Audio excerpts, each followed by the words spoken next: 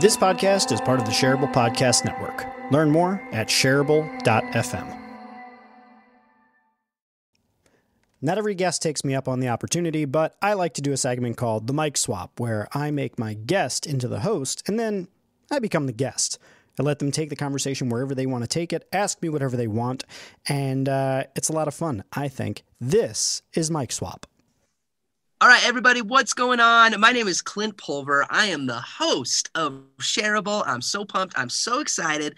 And dude, Jeff is on the show with us. And man, I'm excited to talk about all things you, but I want to talk about some interesting things that maybe you've never talked about. I want to kick off and I want to just start, Jeff, by talking about movies. Ooh. And good stories. If someone were to ask you, Jeff, your top, let's go with your top 2 favorite movies of all time, what would they be and why? Good question. So I would say the first right off the bat, I'm going to say is Dead Poet Society. And it's interesting because you and I have had a conversation on a previous episode where we talked about movies that were really impactful for you and quotes that were really impactful for you. When I was in my early teens, I went through like a little bit of a depressive phase and I watched the movie Dead Poet Society. And the central message of that movie being Carpe Diem, seize the day, like you only get one life. You never know when your day is going to come. Everybody's time passes, right? And for me, it was a profoundly like life-shaking moment to think like, oh, wow, like there's no time to waste really. Like seize the opportunity, take today, make of it what you can. So I would say it's the most important because it was so impactful to me in my life in being able to like get me to think about things and see things in a different way. So I guess that would be the first one. Second one is tough because there's just so many good movies and it really depends upon the type of mood I'm in. So if I'm looking at it from the standpoint of story, man, it's tough because like it's tough. It is. It's because like I was actually a film major. So for me, this question runs really? like 70 levels deep because when I went to college, my whole thing was analyzing movies and writing screenplays and thinking about story structures and that sort of thing. So like, from like a classic story arc standpoint, like the original Star Wars is like such a classic like hero's journey, right? Like it's an awesome one. Then there's a movie like Jaws, which is just like you want to talk about another movie. I still don't want to go in the water. Like that's how impactful that movie was. It screwed me up from wanting to go in the ocean at all, even as an adult. So man, I don't know. Like I could let like John Wick if I'm feeling like I've had a particularly cathartic day and I'm just like, I just need to like see like unadulterated violence.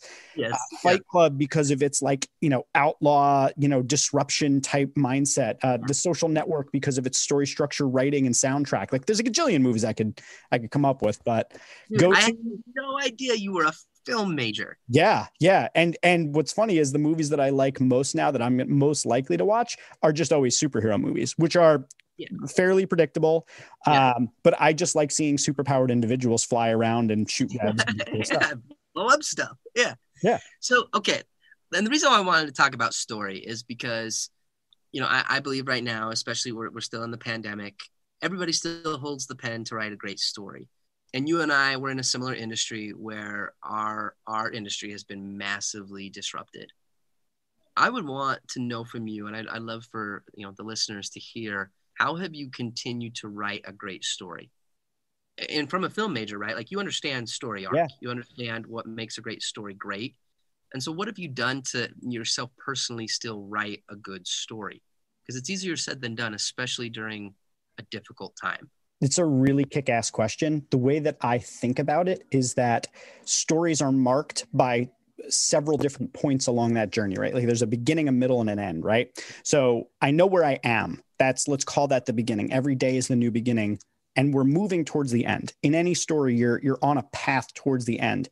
And there may be any sorts of obstacles thrown at you. So you can take any story and you can rewrite it by adding in additional options. If you want to have the same endpoint, it just becomes a difference of how you make it to that endpoint, right? So my purpose, my work is about changing the nature of the world in some way and changing the nature of work by creating a world in which all business is personal, right? Like that's kind of the underlying principle that I believe that we can do better as a species in general. And And that's kind of like my angle, right? So big, lofty, huge purpose, right? Like bigger than me, bigger than anything my life could accomplish. So when I look at my day-to-day work, whether it be speaking in front of an audience live, or whether it be consulting a small business and coaching them on how to like put together better sales enablement materials, the goal is still the same, that I want to help people unlock their potential, and then give them the frameworks and kind of the code of ethics to go out and become a repeater of this idea of making the world a better place, like going and impacting people in a positive way, being a mentor, being a leader, and connecting with others. So in terms of the story that I'm writing, it's just a matter of, what were the new variables that were thrown at me from the screenwriter's room that now I just have to adjust my journey. So, okay, we can't speak on stage, so I'm going to speak virtually. So I got a whole awesome setup at home. Less speaking engagements, great. I'm going to turn to more consulting and coaching and try and help people more there. There's, maybe less small businesses to work with. So I'm going to work with the large businesses that still have, the budget to do it. So it's just about being flexible and moving in the face of whatever comes up. Yeah. So what gets you out of bed though in the morning? Like on the days where you are just, I don't know, dude, I've had a few of those days like during this time where it's like, I don't know what we're going to do. Yeah. Like, nothing's coming in. Inquiries aren't happening. Like what would you tell someone that just, they're in the lowest of lows right now? Like they can't even get out of bed. Like what would be your advice? What would be, to make that next step when somebody doesn't even know what the step is, let alone if they have the strength to make it? Yeah. What would you tell that person? I mean, I guess I would say if it's as serious as they can't get out of bed, my first step would be obviously to talk to a trained professional and really have a conversation about your own mental health, as that's well beyond my scope of things I'm good at. That said, if you're someone who feels relatively mentally stable, you're just having a tough time and you really just need like a little kick in the pants and a little direction, I would say that if you're still waking up and you're still breathing and you have something that's driving you, you can still get up and do something different. And what drives me personally when I get into that mode, there's kind of two things. Sometimes it's just accepting that we get down, and it's okay to have a day that that's that. Like you're just going to spend the day in bed and that'll make you feel better. Maybe take a nap. So that's one thing. The second thing is that if you do feel the need to get yourself out of bed, there are things that need to happen. Honestly, what really gets me is I confront mortality. I really think to myself, what if tomorrow, because you never know, what if tomorrow I'm driving my wife to work and on my way back from work, I get T-boned by a tractor trailer truck. I'm gone. What did I do today?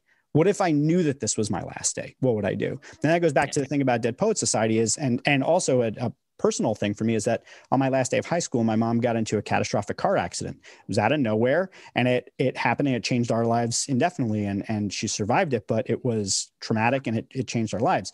And that's kind of the thing that really drives me, is thinking like, it's that last little push for me, right? Like well, what if today's the last? You might as well get out of bed and do it. And I'm not saying that's right for everyone, but for me, that's been the thing that's helped drive me, is I'm motivated by leaving behind a good story, a good legacy of the impact that I made. And the way that I get out of bed is by saying, you never know when that story is going to end. Yeah, I love it, dude. I think, there's a saying, have you seen the movie Rudy? Yeah. There's that scene where Rudy's like so down and out and he's got his buddy and they're in the workroom and he puts the candle in the cupcake and he's like, happy birthday, man. And then he gives him the jacket, the Letterman's jacket, the Notre Dame Letterman's jacket. And he just said, man, if all else fails and there's nothing else going for you in your life, like at least have a dream. Like everybody needs a dream.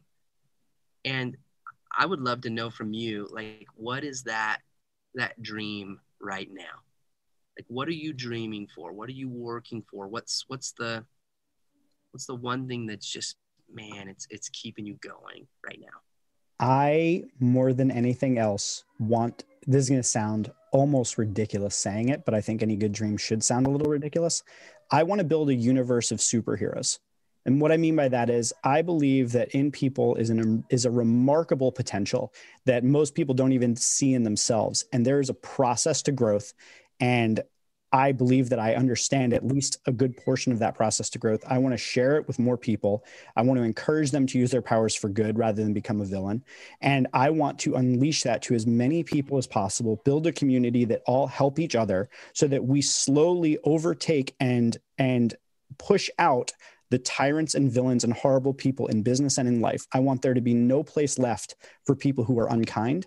I want to make sure that all of the people that are in my circle and my sphere that are part of this movement and community are gradually shifting the way the entire world works, one person at a time. That's what I want. AKA, you just want to freaking write the best story ever. Yeah, ever. I love it. There's something that I've always believed, that it's not about being the best in the world. It's about being the best for the world. And dude, Jeff, you are doing that. And 100% everything we have talked about today is shareable.